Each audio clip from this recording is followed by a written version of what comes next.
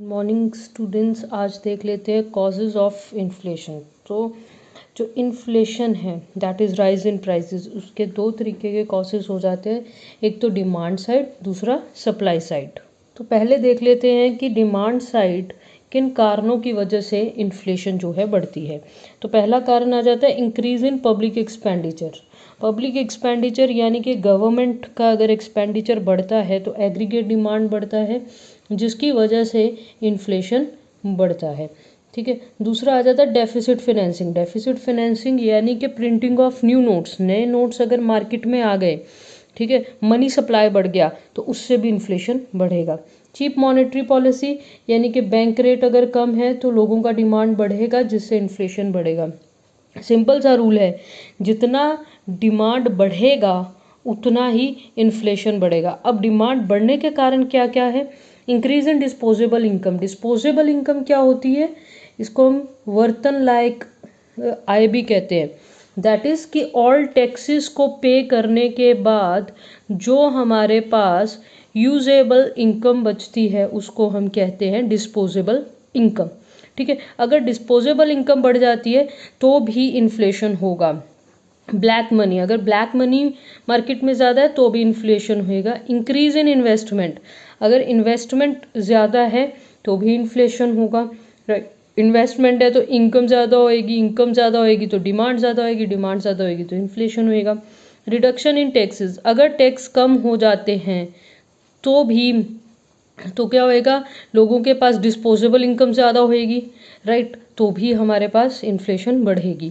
Less public borrowing, अगर public borrowing कम है तो भी जो है वो इन्फ्लेशन ज़्यादा होएगी। ठीक है, पब्लिक बोरोइंग में क्या होता है कि जैसे गवर्नमेंट ने, अब जैसे आप पोस्ट ऑफिस में जो है कोई नेशनल सेविंग सर्टिफिकेट लेते हो, राइट, या किसान विकास पत्र लेते हो, ठीक है, KVP, तो इसमें क्या है कि ये गवर्नमेंट की बोरोइंग है, गवर्नमेंट जनता से बोरो कर रही है पैसा।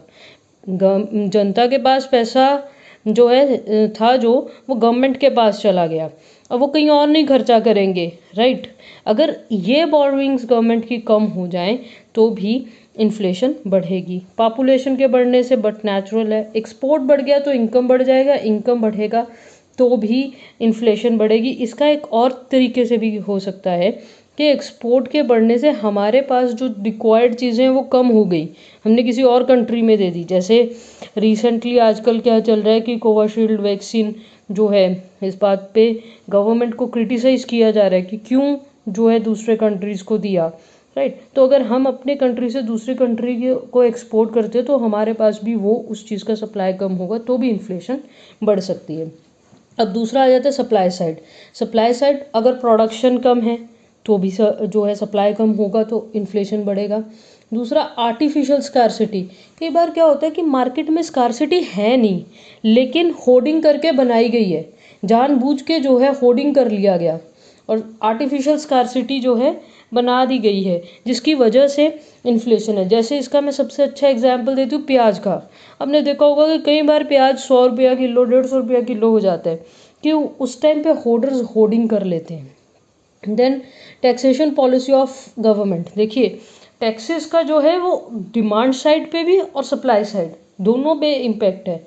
अब अगर यही जो है एक्साइज ड्यूटी हो गई या फिर जैसे GST है, अगर ये सब जो टैक्सेस हैं अगर बढ़ेंगे तो कॉस्ट बढ़ेगी, कॉस्ट बढ़ेगी तो सप्लाई कम होगी, सप्लाई कम होगी तो इन्फ्लेशन बढ़ेगी, right. Shortage of food grains, किसी भी कारण से, नेचुरल क्लैमिटीज़ की वजह से, किसी भी कारण से अगर फूड ग्रेन्स की कमी होती है तो भी इन्फ्लेशन बढ़ेगी। इंडस्ट्रियल डिस्प्यूट्स, अगर इंडस्ट्रियल डिस्प्यूट्स होते हैं तो नेचुरली बात है इंडस्ट्री में जो है कहीं ना कहीं प्रोडक्शन कम होगी, प्रोडक्शन कम होगी तो जो है सप्लाई साइड प्रॉब्लम आएगी, तो जिसकी वजह से इन्फ्लेशन बढ़ेगी। देन टेक्निकल चेंजेस, अगर एकदम से कोई बहुत ज़्यादा टेक्निकल चेंजेस आ गए हैं जिसकी वजह से एकदम से सप्लाई नहीं बढ़ पा रही है तो भी इन्फ्लेशन होगी। Raw material, lack of raw material, raw material is very important. अगर रॉ मटेरियल ही नहीं है तो फिनिश्ड आइटम्स ही नहीं बनेंगी, ठीक है। तो अगर लैक ऑफ रॉ मटेरियल है या रॉ मटेरियल के प्राइसेस बढ़ गए तो भी इन्फ्लेशन बढ़ेगी। Natural calamities, of course natural calamities अगर हैं तो भी जो है इन्फ्लेशन बढ़ेगी। प्रोडक्टिव सेटअप, अगर प्रोडक्टिव सेटअप ही ऐसा हो गया जिसकी वजह से प्रोडक्शन कम हो रही है तो भी इन्फ्लेशन बढ़ेगी। अब वॉर टाइम, वॉर एक बहुत बड़ी बात है कि वॉर टाइम पे क्या होता है कि डिमांड बड़ी होती है, सप्लाई बढ़ नहीं रही होती है, तो इसकी वजह से इन्फ्लेशन बढ़ती है। इंटरनेशनल कॉजेज़, अब इंटरनेशनल कॉजेज़ में जैसे हो सकता है कि क्रूड ऑयल के प्राइसेस बढ़ गए। अगर क्रूड ऑयल के प्राइसेस बढ़ गए, ट्रांसपोर्टेशन बढ़ गई, हर चीज़ में इन्फ्लेशन आ गई। इंडस्ट्रियल पॉलिसी ऑफ गवर्नमेंट, कि गवर्नमेंट की इंडस्ट्रियल पॉलिसी कैसी है, क्या वो इंडस्ट्री को बहुत अच्छे तरीके से सपोर्ट कर रहे हैं या नहीं कर पा रहे हैं, तो इंडस्ट्रियल पॉलिसी पे डिपेंड करता है। बॉटलनेक्स इन प्रोडक्शन, प्रोडक्शन में जो बॉटलनेक्स हैं that is also the reason for the inflation, कि हम जितना प्रोडक्शन है वो नहीं कर पा रहे हैं, या गवर्नमेंट की पॉलिसी ऐसी है, या फिर हमारे पास अच्छे एंटरप्रेन्योर्स नहीं हैं, या मार्केट नहीं है, या कॉस्ट ऑफ प्रोडक्शन बढ़ गया, रॉ मटेरियल नहीं मिल रहा। तो ये सारे कारण हो सकते हैं, सप्लाई साइड कारण हो सकते हैं इन्फ्लेशन के, राइट। नाउ देख लेते हैं इफ़ेक्ट्स ऑफ इन्फ्लेशन क्या है। तो पहला इफेक्ट आ जाता है effect on debtors and creditors, कि डेटर्स और क्रेडिटर्स इन दोनों पे इफेक्ट पड़ता है। तो पहले देखते हैं क्या इफेक्ट होता है इसमें। देखो, डेटर जो है वो हमेशा एक गेन करेगा, क्रेडिटर जो है वो लॉस में जाएगा। रीज़न क्या है इसके पीछे? सपोज 40,000 रुपया, ऐसे सपोजिशन करके चलते हैं कि 40,000 रुपया क्रेडिटर ने डेबिटर को दिया, ठीक है। अब सपोज 10% इन्फ्लेशन हो गया, चीज़ों की कीमतें बढ़ गई, ठीक है। अब देखिए 10% इन्फ्लेशन बढ़ने का मतलब ये है कि जो चीज़ पहले 40,000 की थी अब 44,000 की होगी, ठीक है। तो आप अंदाज़ा लगा सकते हैं किसको बेनिफिट हुआ, ठीक है। क्रेडिटर को तो लॉस हो गया, है ना, और डेटर को इस चीज़ का गेन हो गया, ठीक है। क्योंकि जब उसने वापस करना है पैसा, ठीक है, तो 40,000 का वैल्यू जो है वो गिर चुका है। क्रेडिटर को इसी वजह से लॉस है, ठीक है, डेटर को इस वजह से गेन है, ठीक है। दूसरा क्या है, इफेक्ट ऑन इन्वेस्टर्स, इन्वेस्टर्स पे इसका इफेक्ट पड़ेगा। रीज़न क्या है इसके पीछे? इन्वेस्टर्स जो है उनके लिए इन्वेस्टमेंट जो भी की है वो महंगी हो जाएगी। अगर महंगी हो गई तो कॉस्ट बढ़ जाएगा, राइट। अगर प्रॉफिट बढ़ रहा है तो बेनिफिट है, अगर कॉस्ट बढ़ रहा है तो नुकसान है, ठीक है। Effect on fix salaried class, salaried class को इससे जो है वो नुकसान ही होता है। उनकी फिक्स्ड सैलरीज होती हैं लेकिन इन्फ्लेशन बढ़ जाती है तो उनका जो है मनी का वैल्यू कम हो गया। Effect on producers and entrepreneurs, इनको बेनिफिट होता है क्योंकि प्राइस राइज हो जाते हैं, प्राइस राइज हो गए तो प्रॉफिट राइज हो जाएंगे, कॉस्ट उतना नहीं बढ़ता है जितने प्राइसेस बढ़ जाते हैं। एग्रीकल्चरिस्ट, इनको भी बेनिफिट है क्योंकि ये भी प्रोड्यूसर क्लास है, प्राइसेस के बढ़ने से बेनिफिट होगा। मिडिल क्लास, मिडिल क्लास को सबसे ज़्यादा नुकसान है क्योंकि मिडिल क्लास को एक स्टैंडर्ड ऑफ लिविंग मेंटेन करना पड़ता है, लेकिन उनका सोर्स ऑफ इनकम फिक्स्ड होता है। फिक्स्ड सोर्स ऑफ इनकम में स्टैंडर्ड ऑफ लिविंग मेंटेन करना इन्फ्लेशन में मुश्किल है। House hold savings, house hold savings, अब देखिए इसमें क्या है कि हाउस होल्ड सेविंग बढ़ती भी हैं, बढ़ती कैसे हैं कि कुछ चीज़ें हम जो पहले खरीद पा रहे थे अब खरीद ही नहीं पा रहे हैं। अब क्या हो गया कि धक्के से जो पैसा बचा वो बच ही गया, राइट। अगर कोई चीज़ सपोज आउट ऑफ बजट ही हो गई, हम खरीद ही नहीं पा रहे हैं, ठीक है। इफेक्ट ऑन एम्प्लॉयमेंट, इसका एम्प्लॉयमेंट पे भी एक इम्पैक्ट है। देखिए शुरू शुरू में जब इन्फ्लेशन थोड़ी बहुत होना ज़रूरी भी है, क्योंकि जब इन्फ्लेशन बढ़ रही है, प्राइसेस बढ़ रहे हैं, प्रॉफिट बढ़ रहा है, यानी बूम पीरियड आ रहा है, प्रॉस्पेरिटी आ रही है, तो वहाँ पे एम्प्लॉयमेंट बढ़ेगा, ठीक है। लेकिन फुल एम्प्लॉयमेंट के बाद, अगर फुल एम्प्लॉयमेंट का सिचुएशन अचीव हो गया है उसके बाद इन्फ्लेशन इज़ नॉट गुड, क्योंकि उसके बाद सप्लाई नहीं बढ़ेगा, उसके बाद सिर्फ प्राइसेस बढ़ेंगे। बीओपी, बीओपी पे इसका जो है अनफेवरेबल जो है इम्पैक्ट है इन्फ्लेशन का, क्योंकि एक्सपोर्ट कम हो जाएंगे, इससे इंपोर्ट बढ़ेंगे। जो चीज़ हमें इम्पोर्टेड और बढ़िया मिल रही है और सस्ते दाम पे मिल रही है तो हम वो खरीदेंगे, राइट। पब्लिक डेट, तो इससे पब्लिक डेट भी बढ़ता है। रीज़न क्या है उसके पीछे? रीज़न सिर्फ यही है कि गवर्नमेंट ने जो भी प्रोजेक्ट्स लिए होते हैं वो प्रोजेक्ट्स जो हैं इन्फ्लेशन की वजह से महंगे हो जाते हैं और उनको और डेट लेना पड़ता है। बैंक्स एंड इंश्योरेंस कंपनीज, देखिए अगर ट्रेडर्स, इंडस्ट्रियलिस्ट या फिर एग्रीकल्चरिस्ट, उनकी इनकम इंक्रीज होती है तो वो कहीं ना कहीं तो डिपॉजिट कराएंगे। तो कहाँ डिपॉजिट कराएंगे? बैंक्स में, राइट। और अगर रिस्क है तो insurance companies came into the picture. Effect on taxes, इससे टैक्सेस पे भी इम्पेक्ट पड़ता है। राइज होंगे प्राइजेस तो as I told you public debt बढ़ेगा, तो पब्लिक डेट के साथ साथ गवर्नमेंट क्या करेगी? नए टैक्सेस को भी लगाएगी। कंट्रोल्स एंड राशनिंग, तो ये बहुत डिफ़िकल्ट हो जाएगा पुअर पीपल के लिए कि कंज्यूमर आइटम्स या कंज्यूमर गुड्स को ले सके, तो गवर्नमेंट को कुछ कंट्रोल्स एंड राशनिंग करनी पड़ेगी। मॉरल इफ़ेक्ट, अब आप देखिए महंगाई का एक मॉरल इम्पैक्ट भी होता है, तो लोग जो है प्रॉफिटियरिंग के तरफ भागना स्टार्ट कर देते हैं। अब जब कोविड-19 का दौर है, पैंडमिक के इस टाइम में आपने देखा होगा कि बहुत सारी चीज़ें महंगी बिक रही हैं। रीज़न उसके पीछे क्या है कि एक तो सप्लाई साइड इन्फ्लेशन भी है, दूसरा क्या है कि लोग जो है होर्डिंग कर रहे हैं। पता है लॉकडाउन्स लगे हुए हैं, अभी जो प्राइस बोलेंगे उस पर लेना ही पड़ेगा, right. Social and political effect, तो इसका एक सोशल एंड पॉलिटिकल इम्पैक्ट भी होता है। तो अगर आप देखिए तो one of the main reasons कि जो हिटलर एंड नाजी जो है पावर में आए, उसका सबसे बड़ा रीज़न था इन्फ्लेशन, राइट। तो इकोनॉमिक इफ़ेक्ट्स जो होते हैं वो सोशल एंड पॉलिटिकल इफ़ेक्ट्स भी डालते हैं। अब देख लेते हैं इन्फ्लेशन एंड इकोनॉमिक डेवलपमेंट, तो इसमें दोनों चीज़ें फेवरेबल भी होंगे, एडवर्स भी होंगे। फेवरेबल क्या होएगा? देखिए थोड़ी बहुत इन्फ्लेशन होना ज़रूरी है, ठीक है। तो जो हम कहते हैं क्रीपिंग जो है थोड़ी थोड़ी 2-3% की होनी ज़रूरी भी है।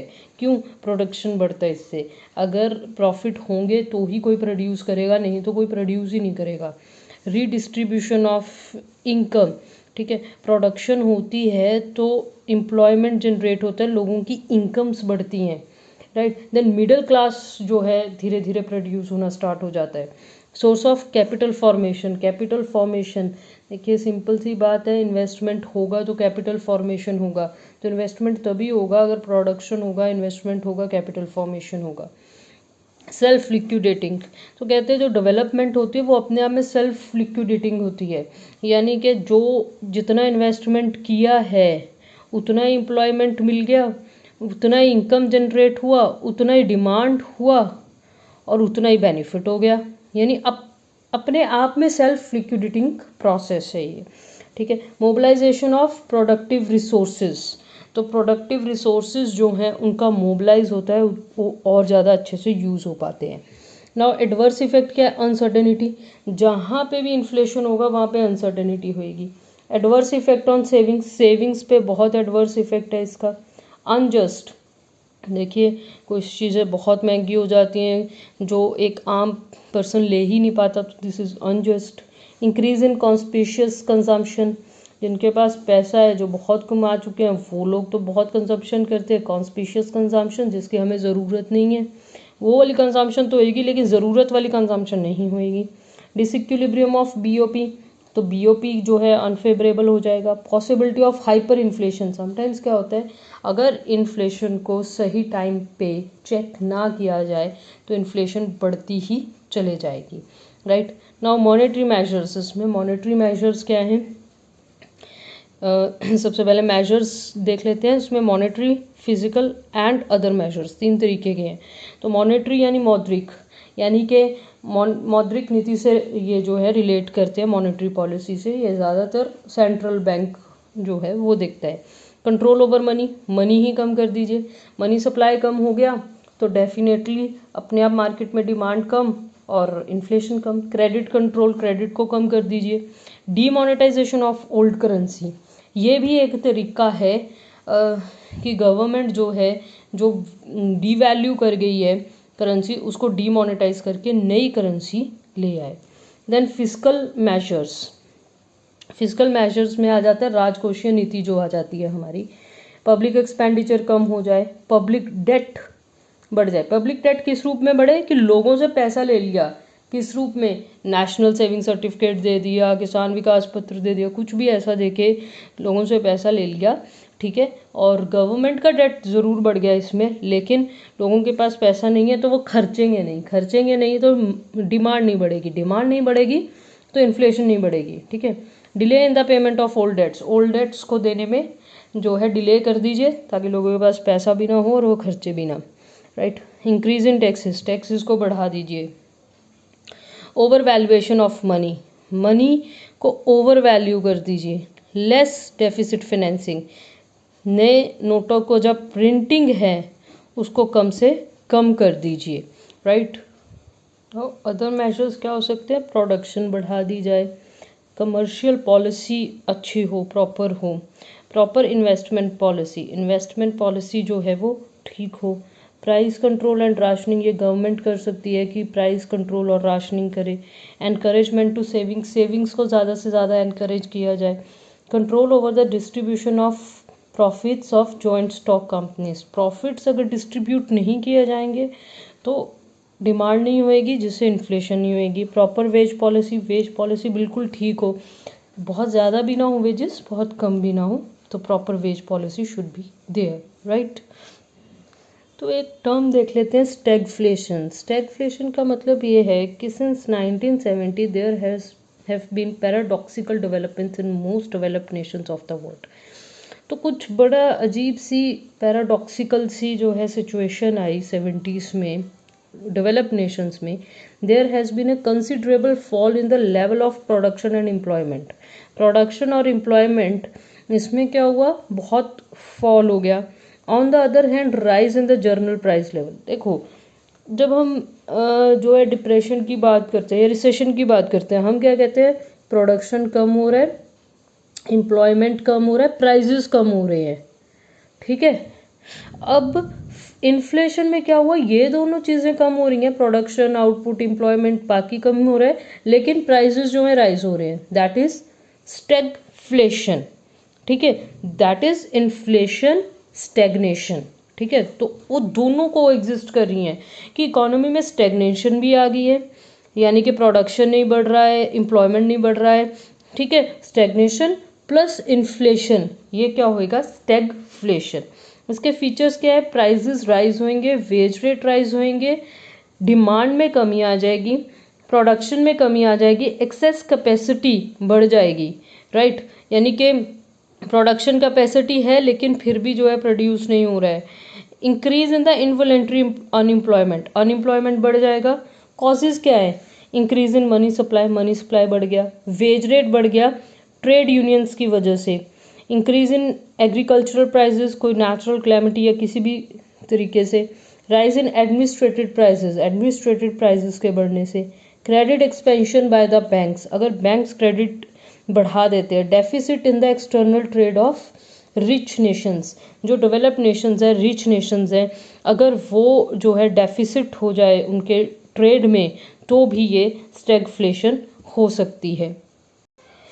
इसके अदर कारण क्या है, rise in price of petrol and coal. Petrol और कोल ये जो दो चीज़ें हैं, ये ऐसी चीज़ें हैं जो इकोनॉमी को चलाने वाली हैं, अगर इसके प्राइजेस राइज हो गए तो भी ये प्रॉब्लम आ सकती है। लॉस ऑफ प्रोडक्शन कम हो गया। इंक्रीज इन इंडस्ट्रियल कैपेसिटी तो बढ़ गई है लेकिन प्रोडक्शन उतना नहीं बढ़ा। इंक्रीज इन सेविंग और इन्वेस्टमेंट बढ़ गया है। रिडक्शन इन डिमांड कम हो गई है। Occurrence of excess capacity due to lack of aggregate demand. Excess capacity में ये भी होता है कि डिमांड कम है लेकिन सप्लाई हमारे पास ज़्यादा है, प्रोडक्शन हमारे पास ज़्यादा है, ठीक है। तो वहाँ पे भी जो है स्टैग्नेशन और इन्फ्लेशन हो सकता है।